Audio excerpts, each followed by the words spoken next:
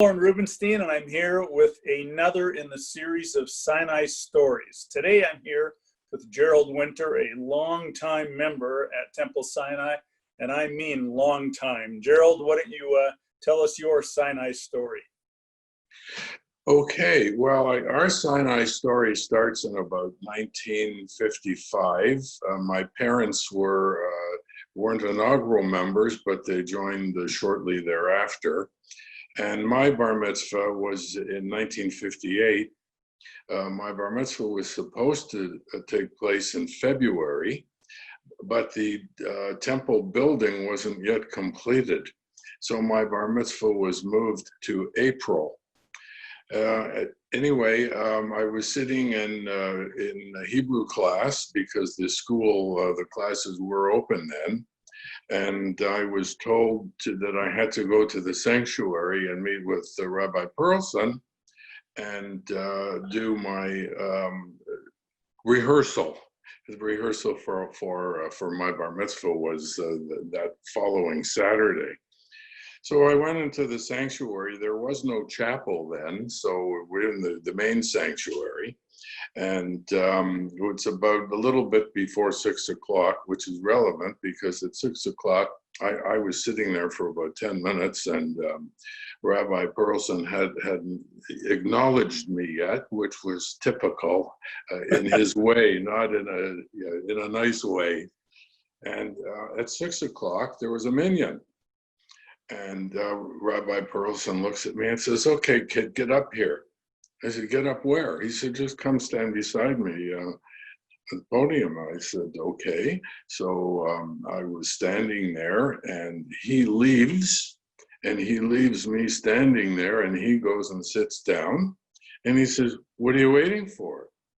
I said, "Well, I don't know. I've never been to a bar mitzvah rehearsal before. I don't know what to expect." He says, "No, I want you to lead the minyan." So that was, I guess, my first test of the real Rabbi Perlson, and he knew I could read Hebrew to a certain extent, and I went on to lead the minyan. Of course, I needed his help, and when it was over and people left, and I approached him and I said, "Okay, when are we going to do the rehearsal?" He says, "Don't worry about that. Just come in on Saturday and follow me. You'll be fine." So my rehearsal was actually my bar mitzvah. That was sort of vintage Rabbi Perlson, wasn't it? He was showing a lot of confidence in you, but on the other hand, you could have had an anxiety attack, but you didn't. I didn't have time. That was the key. Had I been warned in advance that I would be leading the minyan, there would have been an attack for sure. Anyway. And then a number of years later, in a sense, there was what we might call an almost reprisal of that event with your daughter. Yes. So my daughter's bat mitzvah was in 1988, and her bar mitzvah was supposed to be in April, which it was. It was in April, which is around the same time as mine. So I went to the rabbi, sat in his study, and I said to him, "Is it possible for Amy to read my portion, seeing as that they're around the same time?"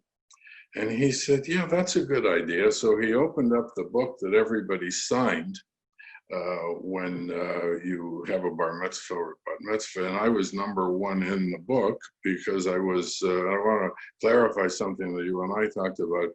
I was the first bar mitzvah in the building. I wasn't the first bar mitzvah in the congregation, but I was the first bar mitzvah in the book. So he opened up the book and he said, "Okay, here's the portion. Tell her to take this to her teacher, and that's the portion she'll have."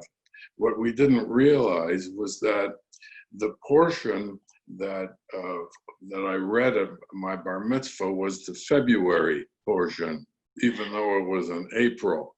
So my daughter Amy ended up not having the same portion as I, but there's something really nice that did come out of that, and that was that after Amy read her portion and Rabbi Perlson was talking and Amy was standing beside him and he acknowledged the fact that I was the first bar mitzvah, But he also acknowledged that in the congregation that night was a group of people who I'd never seen before. These group of people were the members of the church in the 1950s, where Temple Sinai used the basement to hold their first services. So it was very meaningful in a couple of ways, even though she didn't have my portion. The fact that those people were there, it just made it something special. I can see that, Jerold. Those are some wonderful personal memories, and here it is, another 30 years later, and who knows what other memories you'll have at Temple Sinai. It's obviously been an important part of your life. Thank you very much for joining us today in this latest edition of Sinai Stories. Thank you. Pleasure.